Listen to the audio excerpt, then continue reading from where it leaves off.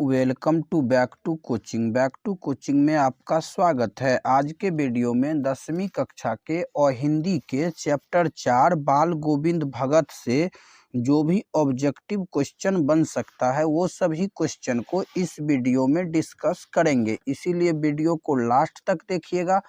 अगर वीडियो पसंद आए तो लाइक और शेयर जरूर करिएगा। अगर अभी तक चैनल को सब्सक्राइब नहीं किए हैं तो सब्सक्राइब कर लीजिए, क्योंकि यहाँ ऐसे ही ज्ञानवर्धक वीडियो लाता रहता हूँ। क्लियर?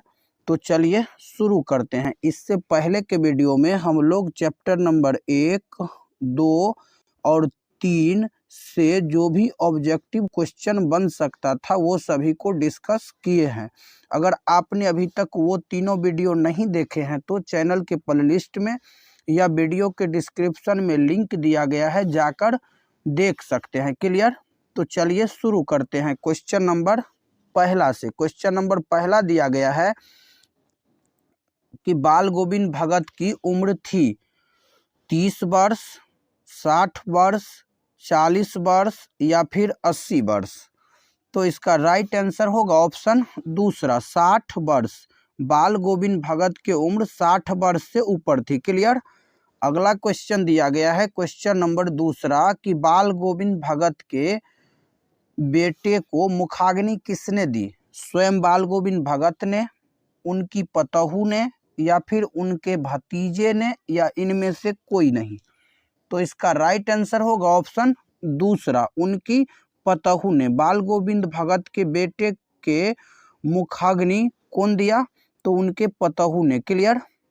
अगला क्वेश्चन दिया गया है क्वेश्चन नंबर तीसरा, बाल गोविंद भगत अपने प्रेमी मंडली के साथ इतना आनंद विभोर हो जाते कि खंजरी बजाते बजाते खाली स्थान थे, यानी कि खंजरी बजाते बजाते क्या करने लगते थे? रो पड़ते थे या बेसुध हो जाते थे या नाच उठते थे या इनमें से कोई नहीं। तो इसका राइट आंसर होगा ऑप्शन तीसरा, नाच उठते थे। बाल गोविंद भगत अपने प्रेमी मंडली के साथ इतना आनंद विभोर हो जाते कि खंजरी बजाते बजाते नाच उठते थे। क्लियर? अगला क्वेश्चन दिया गया है क्वेश्चन नंबर 4, बाल गोविंद भगत हर वर्ष 30 कोस पैदल चलकर कहाँ जाते थे? गंगा स्नान को या फिर तीर्थाटन या साधु संगत में या कहीं नहीं। तो इसका राइट आंसर होगा ऑप्शन पहला, गंगा स्नान को। तो यहाँ से दो क्वेश्चन बन सकता है। पहला क्वेश्चन ये बनेगा कि बाल गोविंद भगत हर वर्ष पैदल चलकर कहाँ जाते थे स्नान करने के लिए? तो गंगा। क्लियर? यानी कि गंगा नदी में स्नान करने के लिए 30 कोस पैदल जाता था। क्लियर? अगला क्वेश्चन दिया गया है क्वेश्चन नंबर 5वां कि बाल गोविंद भगत पेशे से क्या है? कवि, संत, गृहस्थ या फिर फकीर। तो इसका राइट आंसर होगा ऑप्शन तीसरा, गृहस्थ। बाल गोविंद भगत पेशे से क्या है? तो गृहस्थ। क्लियर? अगला क्वेश्चन दिया गया है क्वेश्चन नंबर 6, बेटा के मर जाने के बाद रोती हुई पतोहू के पास जाकर बाल गोविंद भगत क्या कहते थे?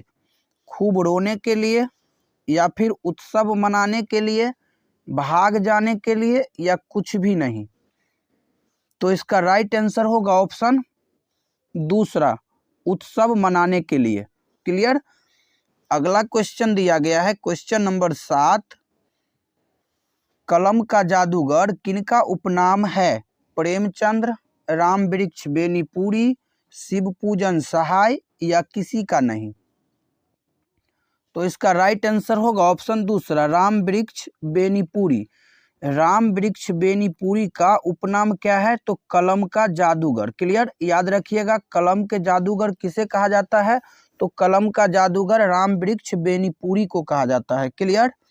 अगला क्वेश्चन दिया गया है क्वेश्चन नंबर 8, बाल गोविंद भगत किस विधा की रचना है? कहानी, कविता, निबंध या रेखा चित्र। तो इसका राइट आंसर होगा ऑप्शन चौथा, रेखा चित्र। क्लियर? बाल गोविंद भगत रेखा चित्र है। क्लियर? अगला क्वेश्चन दिया गया है क्वेश्चन नंबर 9वां कि बाल गोविंद भगत के रचनाकार है। बाल गोविंद भगत शीर्षक जो है ये किसके द्वारा रचित पाठ है? क्लियर। प्रेमचंद्र, राम वृक्ष बेनीपुरी, शिव पूजन सहाय या फिर दिनकर। तो इसका राइट आंसर क्या होगा? तो इसका राइट आंसर होगा ऑप्शन दूसरा, राम वृक्ष बेनीपुरी। क्या होगा? राम वृक्ष बेनीपुरी। प्रेमचंद द्वारा रचित पाठ कौन सा है? तो प्रेमचंद्र के द्वारा रचित पाठ ईदगाह है। क्लियर, याद रखिएगा। शिव पूजन सिंह सहाय के द्वारा रचित पाठ कौन सा है?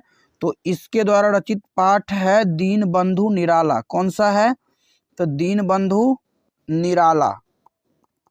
और दिनकर के द्वारा रचित पाठ कौन सा है? तो दिनकर के द्वारा रचित पाठ है ईर्ष्या तू न गई मेरे मन से। क्या होगा? ईर्ष्या तू न गई मेरे मन से। क्लियर, ये किसके द्वारा रचित पाठ है? तो दिनकर के द्वारा। तो याद रखिएगा, बाल गोविंद भगत जो है किसके द्वारा रचित पाठ है? तो राम वृक्ष बेनीपुरी, ईदगाह प्रेमचंद्र, दीनबंधु निराला शिव पूजन सिंह सहाय के द्वारा, और ईर्ष्या तू न गई मेरे मन से किसके द्वारा? तो रामधारी सिंह दिनकर के द्वारा। क्लियर। अगला क्वेश्चन दिया गया है क्वेश्चन नंबर 10, और ये क्वेश्चन देखिए 2018 में पूछा गया क्वेश्चन है। क्लियर। बाल गोविंद भगत कबीर को क्या मानते थे? भगवान, अल्लाह, साहब या फिर फकीर। तो इसका राइट आंसर होगा ऑप्शन तीसरा, साहब। क्या मानते थे? तो साहब मानते थे। क्लियर। बाल गोविंद भगत कबीर को साहब मानते थे। क्लियर।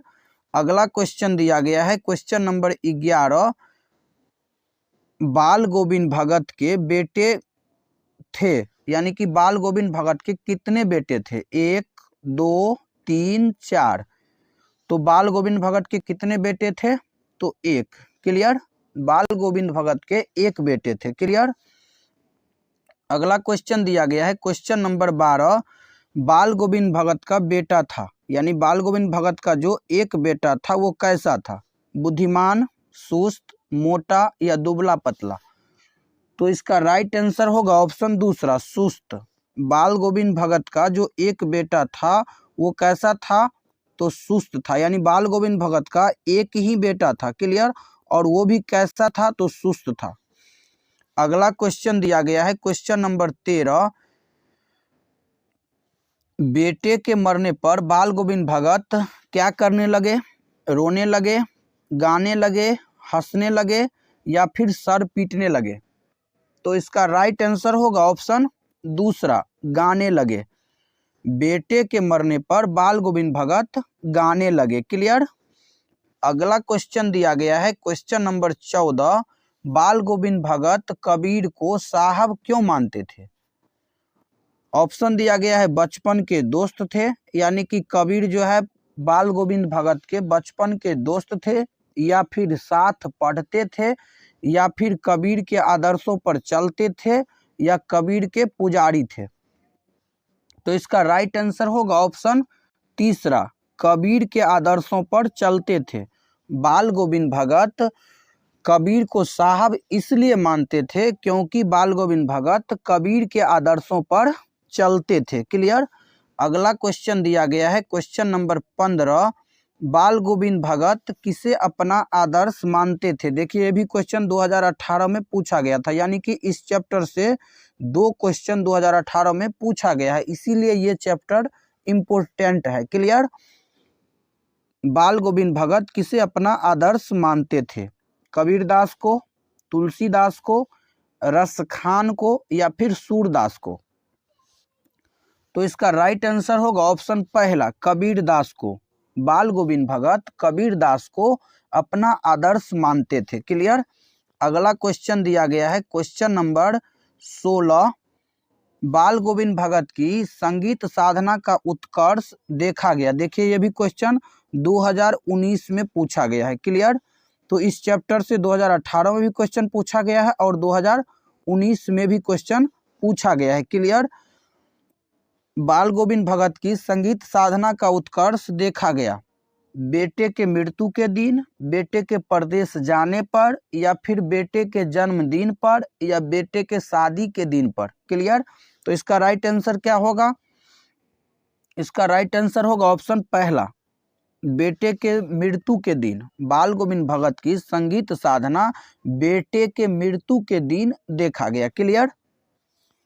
अगला क्वेश्चन दिया गया है क्वेश्चन नंबर 17, बाल गोविंद भगत की पुतहू थी, यानी बाल गोविंद भगत की जो पुतहू थी वो कैसी थी? कर्कश, रोगग्रस्त, सुशील, या फिर झगड़ालू। तो इसका राइट आंसर होगा ऑप्शन तीसरा, सुशील। बाल गोविंद भगत की जो पुतहू थी वो कैसी थी? सुशील थी। क्लियर। अगला क्वेश्चन दिया गया है क्वेश्चन नंबर 18 कि लोही का शाब्दिक अर्थ क्या होता है? सुबह, शाम, रात, या प्रातः काल की लालिमा। क्वेश्चन फिर से एक बार देख लीजिए, लोही का शाब्दिक अर्थ क्या होता है? सुबह, शाम, रात, या फिर प्रातः काल की लालिमा। तो इसका राइट आंसर होगा ऑप्शन चौथा, प्रातः काल की लालिमा। क्लियर। लोही शब्द का शाब्दिक अर्थ क्या है? तो प्रातः काल की लालिमा। अगला क्वेश्चन दिया गया है क्वेश्चन नंबर 19, यात्रा करते समय साथ रखा गया भोजन क्या कहलाता है? नाश्ता, भोजन, कलेबा, या इनमें से कोई नहीं। तो इसका राइट आंसर होगा ऑप्शन तीसरा, कलेबा। क्लियर। यात्रा करते समय साथ रखा गया भोजन को कलेबा कहते हैं। क्लियर। अगला क्वेश्चन दिया गया है क्वेश्चन नंबर 20 और ये आज का अंतिम क्वेश्चन है, सुभग का शाब्दिक अर्थ क्या होता है? सुंदर, सुगंधित, सहारा, या इनमें से कोई नहीं।